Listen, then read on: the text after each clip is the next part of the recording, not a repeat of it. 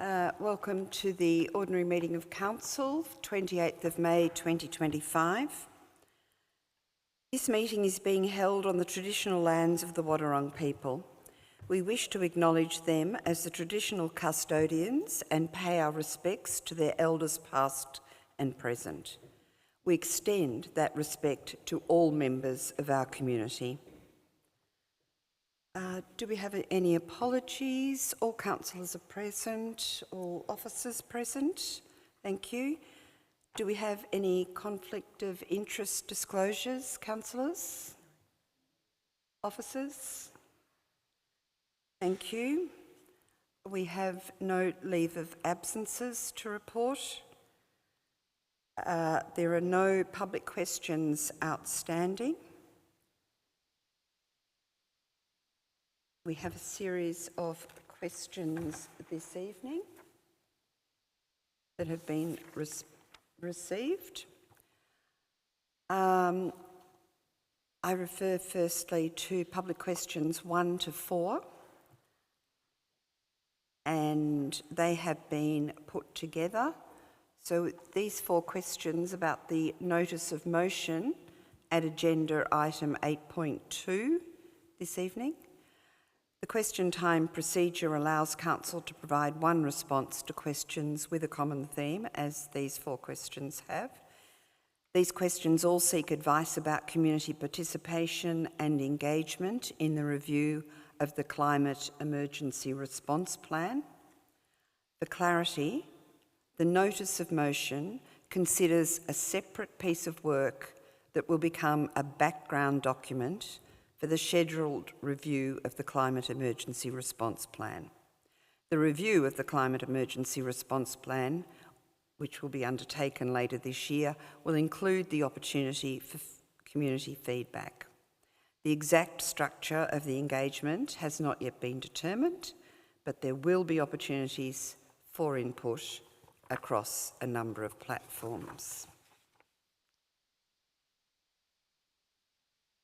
Return to public question number 5 from Lou Stewart. Lou, would you like to present your question? Thank you. Hello, everyone. I will just quickly say, nothing to do with the question, but I miss seeing you all spread out so that we can see you. And anyway, that's a different matter. So I'm talking about the old nursing home site on Hesse Street at 60 metres. It's the biggest frontage along Hesse Street, and it's been vacant for about at least 15 years. There's been 2 lots of plans developed. Construction costs have ballooned since then. And talking to real estate agents and anyway, the proposed apartments would need to sell at around $2 million each. And this is unlikely in the current and anticipated economic climate. The other options for the developers could include selling the lands with the plan intact, which I believe is on the table, or subdividing the block, which would take time. I reckon that block will stay vacant for a very long time. I've lived there for 5 years. I reckon it'll be vacant for another 5 years. Very happy, I don't mind. I'll keep my view. The vacant block is mowed twice a year. In between, the grass grows and the rubbish blows in. And the block looks pretty scrappy after a few months. And I think most of us would know what that vacant block looks like. Council is talking about activating Hesse Street. This is a big bit of Hesse Street that needs some work. It's a blot. Under the terms of the VCAT order dated 20th of June 2023, the developer has from the 20th of June 2025, a few weeks, to seek ongoing approval for the development, and going on past behaviour, that development would be sought. And I appreciate that I am some of this question is about speculation, but going on past behaviour, Council has approved previous continuity of this approval. And that's fine, I get that. But would Council consider applying conditions to that approval, such as hedging or other screening, to ensure that the site is no longer an eyesore? So, thank you. Thank you. Thank you for your question. Could I ask the Manager of Community and Regulatory Services to respond, please? Thank you, Mayor, and thank you for your question, Lou.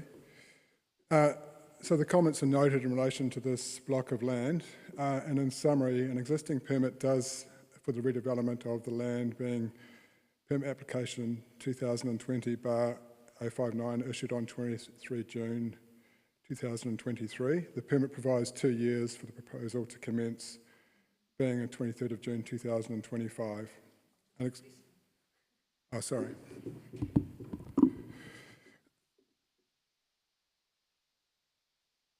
An extension of time for commencement can be applied for within 6 months of 23 June 2025 under Section 69 of the Planning and Environment Act 1987.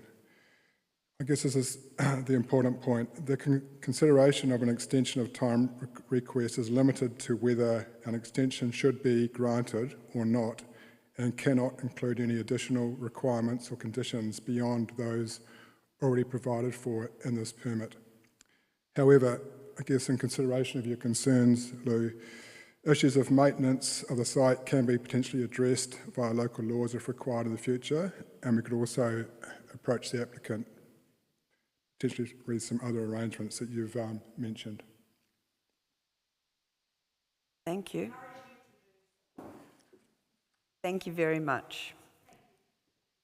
And we have a public question number 6 from QCA. Oh, you want me? I hope my voice will last, David. Our community has been told repeatedly of the tight financial position of Council, from the CEO in the current and previous draft budgets to Councillor Tolhurst at the last meeting, reiterating the borough's financial circumstances as a perpetually tight financial environment, in addition to various reiterations of being cash-strapped as evident tonight with a councillor notice of motion.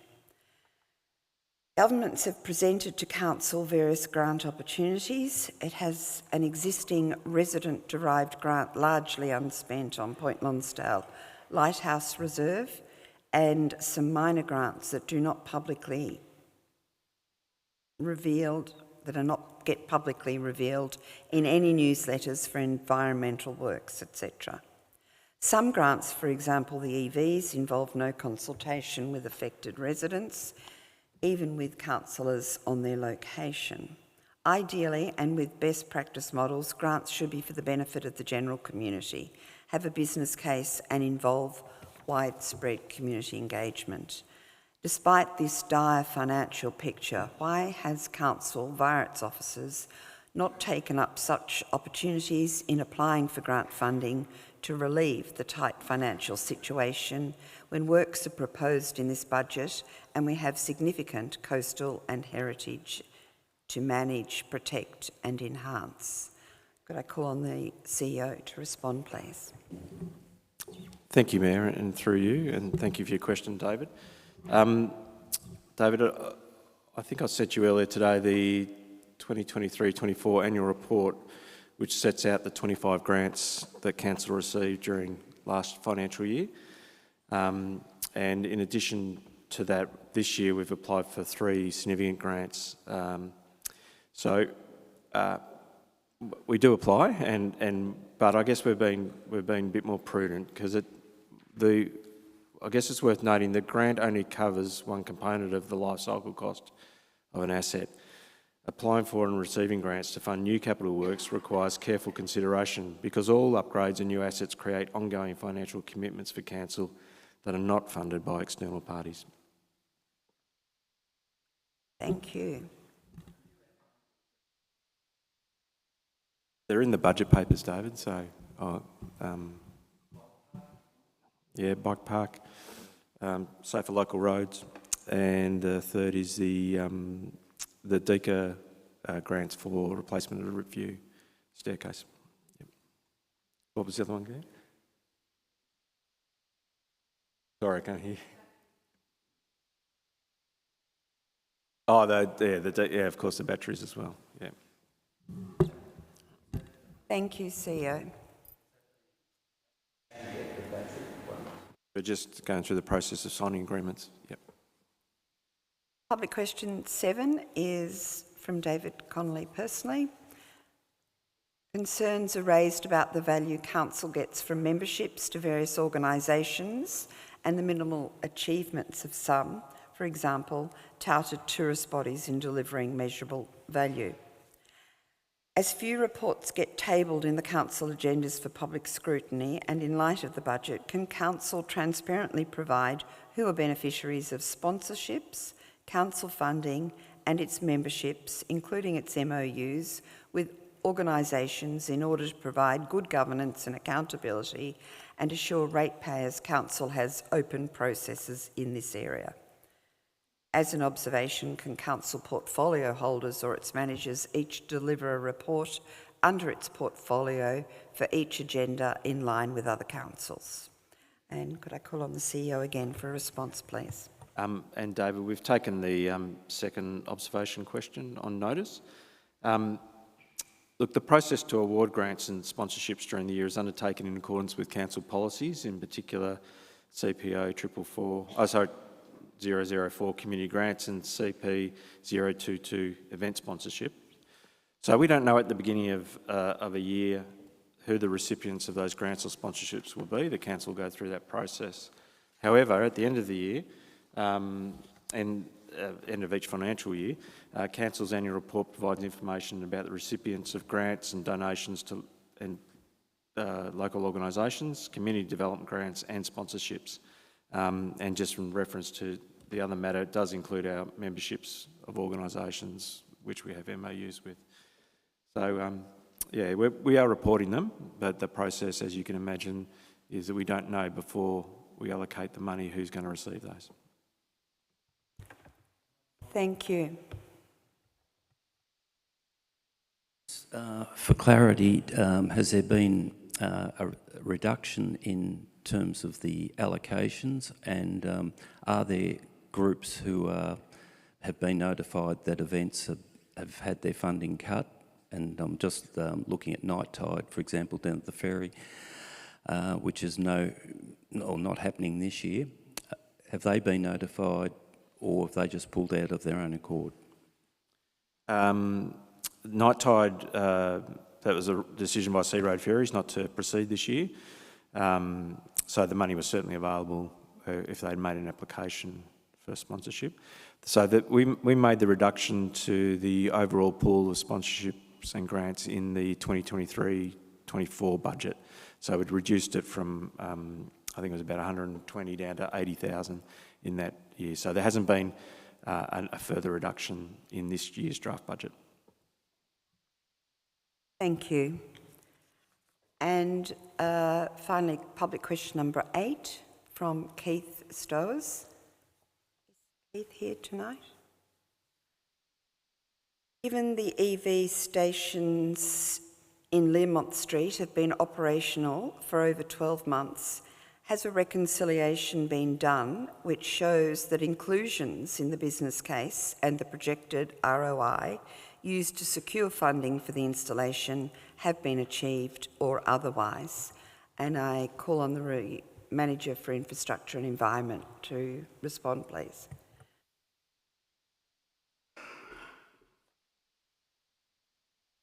Good evening, Mayor Rule and councillors. And thank you for the question, Mr Stowers. Council received state government funding for the installation of the EV chargers for the purpose of developing a charging network to support the uptake of electric vehicles by the broader statewide community. Given this primary objective, at the time of installation, the expectation was the operation of the EV chargers would be cost neutral. When considering the expenses versus income using the current electricity rates and the actual income to council through the charge ChargeFox platform for the 9 months to 31st of March 2025, the charges provided a surplus of 3,278. Now, the installation of the charges was largely funded by state government grant. However, it's recognised that renewal of the charges, assuming they'll be replaced at the end of life, would be at council's expense. So the current draft budget has proposed to raise the charge per kilowatt hour from 45 cents to 60 cents, with the assumption that the charges will be renewed by council at the end of life. The charges are forecast to be cost neutral when considering the additional cost of an annual depreciation of $12,056 at the proposed increased charge rate of 60 cents per kilowatt hour. Thank you. Thank you. Thank you, Stuart. And that concludes the public questions for this evening. Moving to item 6, the confirmation of minutes of previous meetings. 6.1, the ordinary council meeting on the 30th of April 2025. The recommendation is that the minutes of the ordinary council meeting on 30th of April 2025, as distributed, be confirmed as an accurate record. Do I have a mover? Thank you, Councillor Tolhurst. A seconder? Thank you, Councillor Monaghan. All those in favour? Unanimous. Thank you. The ordinary council meeting on 30th of April 2025, the confidential minutes. The recommendation is that the confidential minutes of the ordinary meeting of council on the 30th of April 2025, as distributed, be confirmed as an accurate record. Do I have a mover for that? Thank you, Councillor Cameron. A seconder? Thank you, Councillor Grigor. All those in favour? Thank you. Unanimous. The Audit and Risk Committee meeting of the 14th of April 2025. The recommendation is that the agenda and unconfirmed minutes of the Audit and Risk Committee meeting on the 14th of April 2025, as distributed, be noted. Do I have a mover for that? Thank you, Councillor Tolhurst. A seconder? Thank you, Councillor Monaghan. All those in favour? Thank you. Passed unanimously. The record of informal meetings of councillors. As prescribed, the recommendation is that the record of informal meetings of councillors as presented in adjunct to item 7 be noted. Do I have a mover for that motion? Thank you, Councillor Cameron. A seconder? Thank you, Councillor Grigor. All those in favour? Unanimous. Thank you. Item 8, notice of motion. First of all, 8.1, the notice of motion status update. An update of the following notices of motion is provided in the adjunct to 8.1 in this agenda, which is the notice of motion regarding the formal partnership with the borough's museums and the notice of motion developing a consistent approach to urban design and public realm assets in the borough.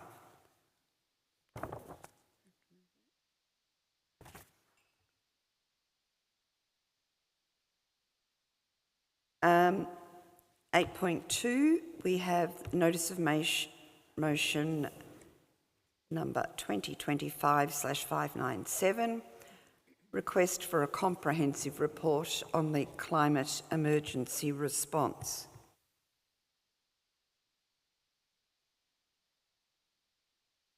Councillor Monaghan. It says, I, Councillor Monaghan, intend to move the following motion: that Council requests a comprehensive report to be prepared and presented to the August 2025 Ordinary Council meeting to inform the review of the Climate Emergency Response Plan, and requests that the report include, but not be limited to, the following matters. 1, financial. A breakdown of all costs associated with the SERP over the past 5 budget cycles, that is from 2020 to 21, 2024 to 2025, a detailed outline of allocations included in the 2025-26 draft council budget, specific budget allocations including associated staff and consultant costs, programs, projects and initiatives, a detailed outline of costs incurred in assisting Queenscliff Climate Action Now, including meetings, staff hours, administrative support, project assistance, etc.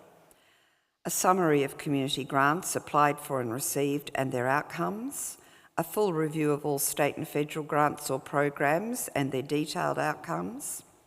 2, community benefits, an evaluation of tangible benefits directly attributable to SERP expenditure, including the return on the investment made to the Borough of Queenscliff community. A summary of measurable environmental and/or social benefits delivered by SERP and related initiatives.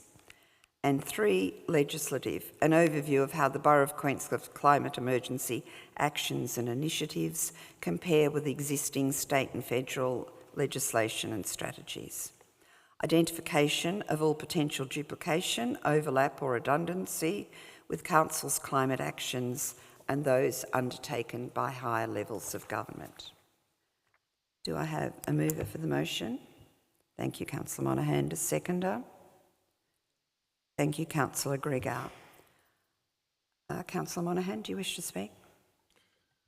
Thanks, Councillor Rule.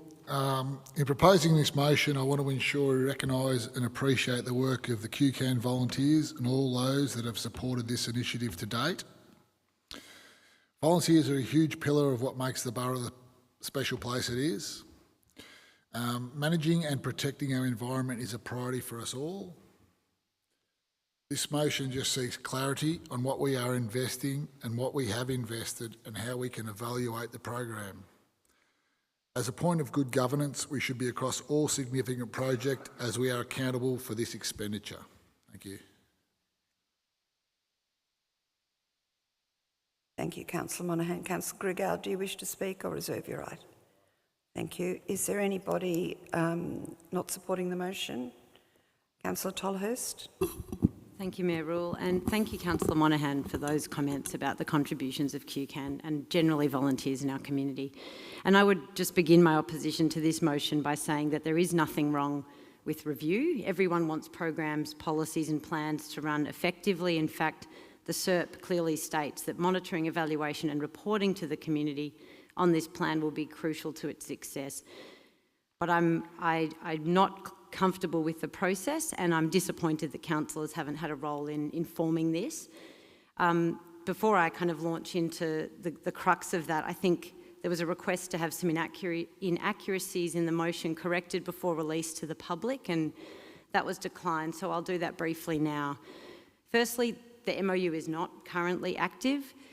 Secondly, it didn't and does not propose to have financial implications for the borough. It very specifically said that decision-making around this matter rests with council and that both parties will be responsible for managing their own finances.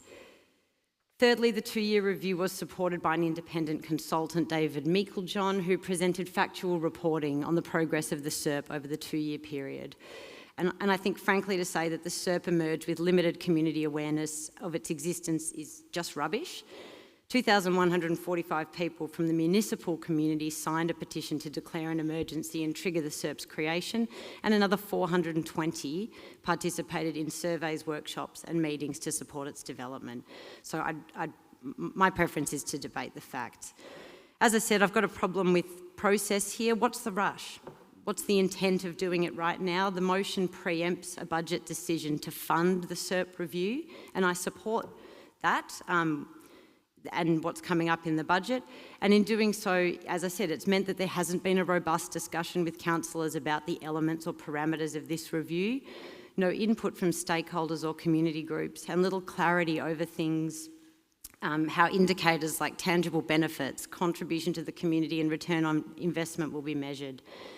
And despite, as I've just heard, this is now going to be a background document to the full review. Reviews should empower everyone, council, all its stakeholders, everyone who's going to deliver something to support better results and inform meaningful action. to meet our targets, not just split out costs and potential cuts or redundancies. I support this. I support a review as it's ascribed in the budget, but the process does matter.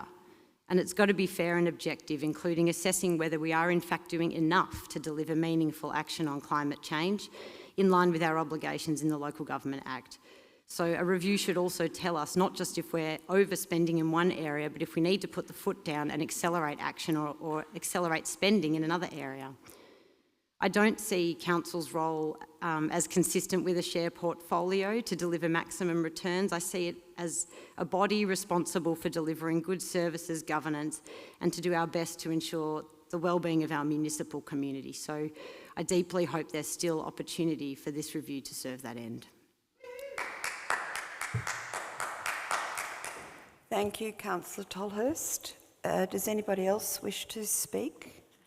I'd like to say a few words. Councillor Tolhurst, in response to some of the points that you raised, I think that what we would like to establish is that a review requires facts, and that is what this motion is requesting, facts. It's no use us debating things without having those facts at our fingertips, and the facts that we require are what's been delivered for the money spent. I note that you mentioned an independent, but the quote that's given in the preamble is a quote directly taken from SERP on page 26, which says, "The previous review in 2023 was conducted by QCAN, the SERP Community Panel, and SERP community leaders representing relevant organisations committed to taking action." I don't know why the independent was not reviewed at all in the SERP. We don't have anyone calling out, thank you. There's no need to call out. I will ask you to leave if you're going to keep calling out. This motion, be well aware, is not about denying or dismissing climate change, and it's not about singling out one community organisation. We were all very happy that QCAN won the Community Group of the Year award. Another example of the wonderful giving nature of our community. We're grateful to all our volunteers for the time and work they put into their various organisations. We'd all be a lot poorer without them. And thank you to Peter Cook for your considered presentation at the draft budget submission last night. Many good points in that presentation. What this motion does ask is that the CEO and his officers present the facts and figures involving the SERP and QCAN to the community to help us all conduct a considered review. We all know we're sailing close to the wind financially, and as my mother always said, you can only spend it once. This motion is a step towards a public, transparent, accountable review process that will allow all of us, residents and ratepayers, and you telling us as councillors what you want, certainty that that spend is made considerately. How we approach climate change management must be transparent, tangible, measurable, and real. I don't want to be part of a ticking the box exercise. I don't want to try to do the work of the state or federal government. They're already asking us to do far too much with less and less. And I don't want to be doing something just because it looks good or should be done. I won't condone tokenism. I want to ensure actual value, not just rhetoric. And I believe that's why I was elected to this position.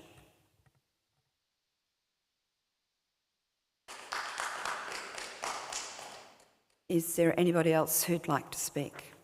Would you like? Thank you.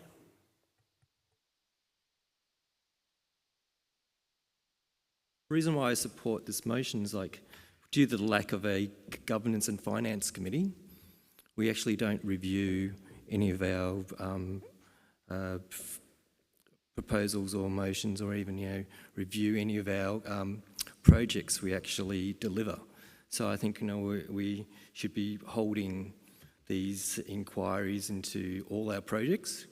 It's not just the CERT, but I'll be hopefully to be able to focus after doing this, on other projects, and we'll have to look at, are we getting the best bang for our buck, the value for our money? The next stage, would be, the communications regarding, the extra staff member, the disability group. Are we getting, value for money for what we propose to put the beach mats? Every project we do has to go through a review, especially because we're actually spending taxpayers' money. And we should not just, just go, oh yes, vote for a project and then just, say, deliver it and not actually have a view on how we deliver it and how we can improve our processes in the future. So I'm very happy to support any reviews regarding good governance. Thank you. Thank you. I'd now like to put it to the vote. All those in favour of the motion? 4. Those against? 1. Happy to call the division. Thank you. All those in favour again? Councillor Monaghan, Cameron, Rule and Grigau. Those against? Councillor Tolhurst. Thank you. Moving to item 9, there were no petitions and joint letters received. Item 10, functions attended.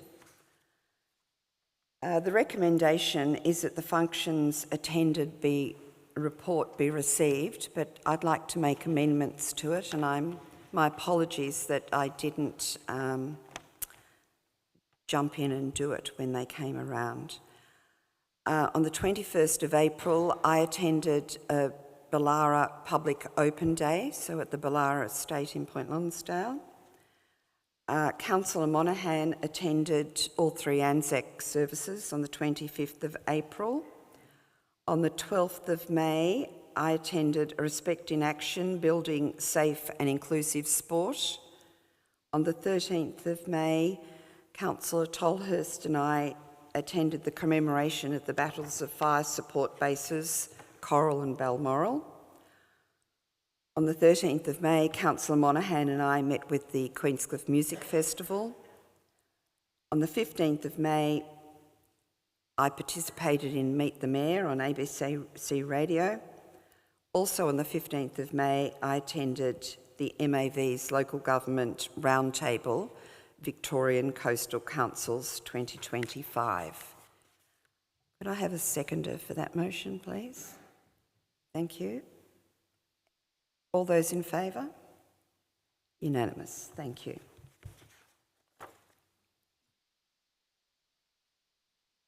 Moving to item 11, the Chief Executive Officer's report. The recommendation is that Council receives the Chief Executive Officer's report for May 2025 and defers formal consideration of draft coastal and marine management plan until a future ordinary meeting of Council. Do I have a proposer for the motion? Thank you, Councillor Tolhurst. A seconder? Thank you, Councillor Monaghan. All those in favour? Oh, sorry. Question of the CEO. Thank you. The budget currently has 86,000 thereabouts, 775, for the coastal marine and marine management plan. While we haven't adopted it yet and are unlikely to adopt it before that budget in whatever form is endorsed, is it possible that that money, once the plan is adopted, can be used for delivering actions, or is this money to close out the development and sign off of the plan itself? Sorry, ma'am, through you. So that's a reserve to prepare the CMMP. However, what Council does with any remaining finances from that is a decision of Council. But at the moment, it's been put aside to develop and prepare the CMMP. So, yeah. Do we think it will cost Gosh, I At hope 86. not. Yeah. We're very, very close to Completion. and while we're making maybe some revisions, we're not rewriting the plan. Thank you. Thank you. Any further questions? All right, could I take a vote, please? All those in favour of the report? Thank you. Unanimous. Item 12, Heritage Planning and Infrastructure. And the recommendation is that the planning permit activity report be received. Do I have a mover for the motion? Thank you, Councillor Cameron. A seconder? Thank you, Councillor Griggar. All those in favour? Unanimous. Thank you. Can we?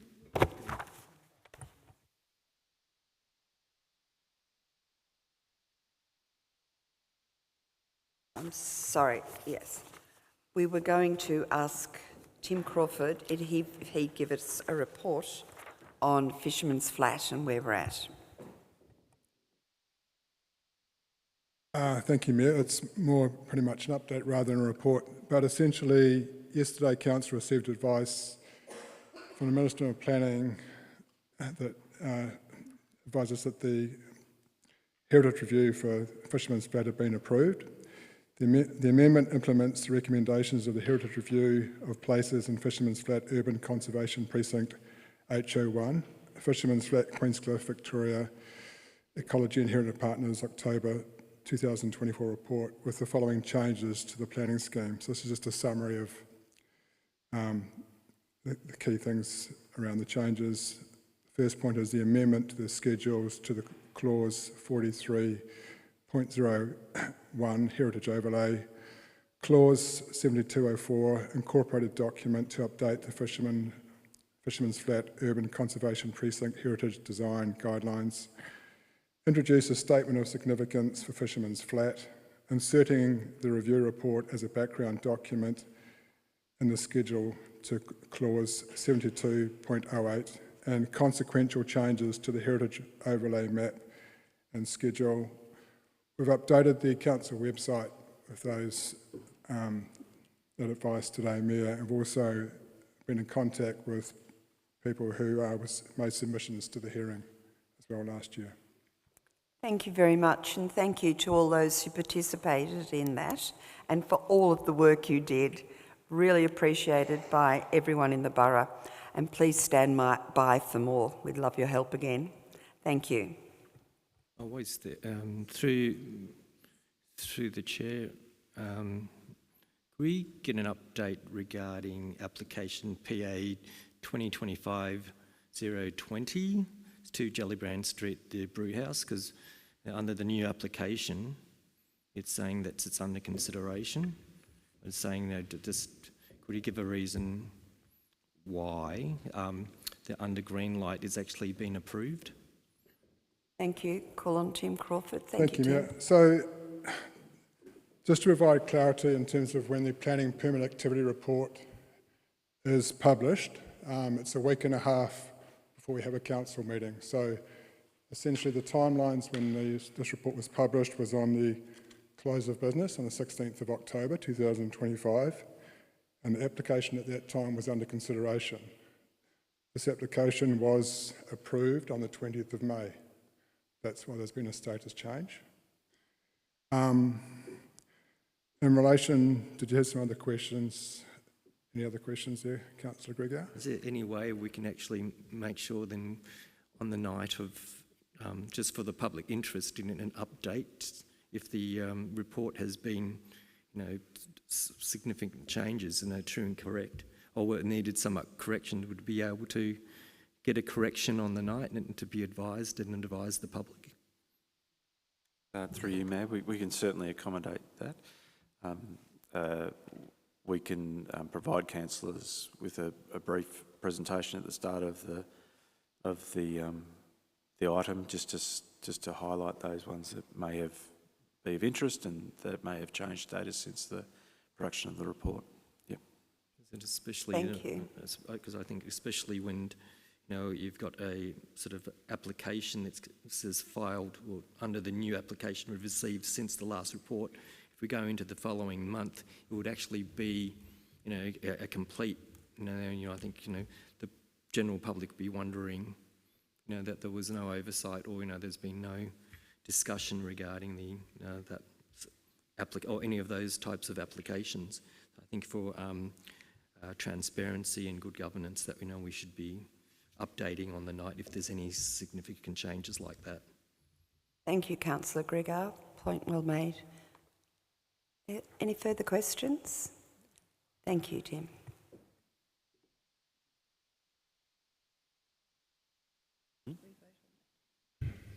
Yes. Yeah. Moving to item 13, governance and finance. The recommendation is that Council appoints Councillor Di Rule as a representative on the Board of Tourism Greater Geelong and Ballerine for the remainder of the term. Could I have a mover for that, please? Thank you, Councillor Monahan. And a seconder. Thank you, Councillor Tolhurst. Does anybody wish to speak? All those in... Sorry, Councillor Tolhurst. Thank you, Mayor. I think it's really good to have Council's most senior councillor on the board of TGGB working for the interests of our community, and this has certainly worked effectively in the past when the coalition has been led by mayors, or mayors have been the members. I think it's also worth noting that the draft budget does currently allocate approximately $25,000 for council to renew its membership for the board, hence the appointment of yourself in the ongoing work council will do for the next year. Thank you, Councillor Tolhurst. Does anybody else wish to speak? All those in favour of the motion? Thank you. Passed unanimously. Moving to item 13.2, the review of Council Policy CPO 57, Vegetation Management. The recommendation is the Council adopts the revised policy CPO 57, Vegetation Management, as presented. Do I have a mover for that motion? Thank you, Councillor Tolhurst. A seconder. Thank you to Councillor Cameron. Does anybody wish to speak? Thank you, Councillor Tolhurst. Thank you, Mayor. Just to acknowledge the role that the feedback and community input has played in getting this policy to where it is. I think it's really strong. It's got some kind of ambitious targets around increasing things like tree canopy to 30%, and it also is a policy that applies to all public land managed by the borough, so its significance is there. There are some really other strong principles and commitments to preserving and enhancing native vegetation and managing weeds, including specific weeds endemic to the borough as opposed to those of national or state significance. So I look forward to seeing the subsequent policies or operating procedures stem from this and hope it's a really effective tool for us to enhance the environment in the borough. Thank you, Councillor Tolhurst. Does anybody else wish to speak? All those in favour of the motion? Passed unanimously. Moving to item 14, questions without notice. There are no questions without notice outstanding. 14.2, are there any questions without notice this evening? Thank you, Councillor Tolhurst. Thank you, Mayor. For the CEO, a question about the progress and timing of feedback from the community vision survey process and that review, and then the subsequent development of the council plan, if there's any insight to timing, please. Thank you, and through you, Mayor. So yes, we're working through and preparing a report to bring to council at the June Assembly, which will provide a summary of the survey and the engagement that we've recently undertook. It'll also provide some recommendations about what officers believe we should be doing with the community vision, and in that it'll talk about the formal process to either affirm or amend the community vision, and then the next steps in the council plan itself. So in terms of the council plan, the intent is to be in a position in early August to at least start the community consultation on that. And I've been really pleased the councillors have already started doing some work with my homework sheets to help me prepare the skeleton of the council plan. And obviously the community vision will inform the next iteration of that as well. And the council plan is due to be adopted by October. Yeah, so there's three key strategic plans that need to be adopted by October, and so they'll be the long-term financial plan, the asset plan, and the council plan. So we're planning at the moment for the asset plan and council plan community consultation to run simultaneously because of the links across there, and then the long-term financial plan will be.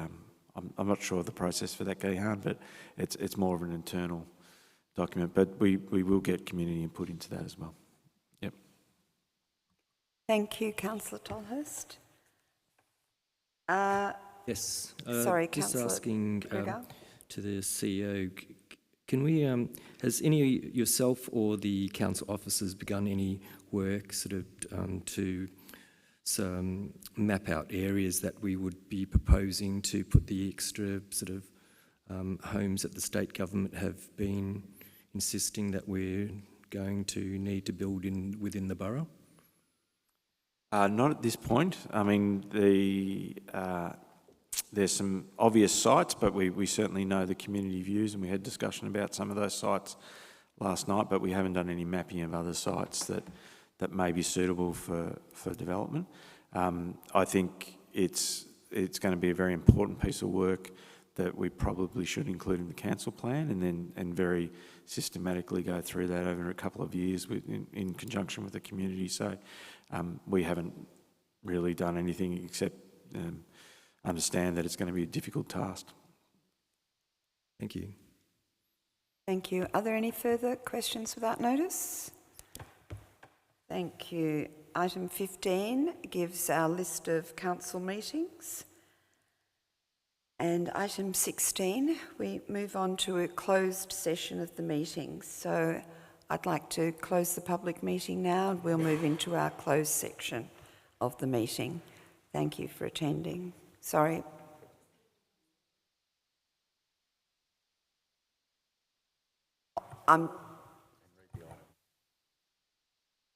Thank you. The items that we will be attending to in the closed session of the meeting are 16.1, the IT services contract number 2025-01, and 16.2, the curbside waste contract extension contract number 2021-21. Could I have a mover for that, please? Thank you, Councillor Tolhurst, and a seconder. Thank you, Councillor Monaghan. All those in favour? Thank you. Unanimous. Thank you for your help, councillors.